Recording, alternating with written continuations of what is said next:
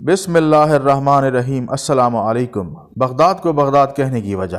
دجلہ کے کنارے آباد بغداد نامی شہر کے نام کے بارے میں دو مختلف روایات ملتی ہیں۔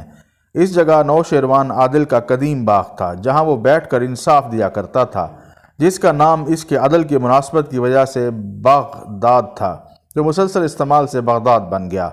اگرچہ باغ تو نہ رہا لیکن بغداد باقی رہ گیا۔ اس جگہ قدیم دیوتا باغ کا مندر تھا، جس کی وجہ سے یہ شہر بغداد کہلایا۔ بعض مورخین نے لکھا ہے کہ بغ کا لفظ اللہ تعالیٰ کے لیے بھی بولا جانے لگا تھا، اس لیے یہ اللہ تعالیٰ کا عطیہ کے معنی میں ہے۔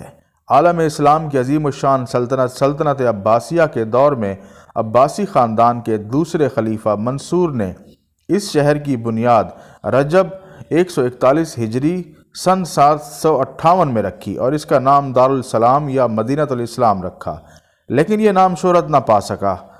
بغداد اس زمانے میں عروس البلاد کہلاتا تھا۔ اسلامی سلطنت و خلافت کا پایہ تخت ہونے کی وجہ سے اسے عالمی سطح پر وہی حیثیت حاصل تھی جو آج کل واشنگٹن ڈی سی کو حاصل ہے۔ یہاں بیٹھ کر ہارون الرشید اور مامون الرشید جیسے باوقار حکمرانوں نے دنیا کے ایک بڑے حصے پر حکومت کی ہے۔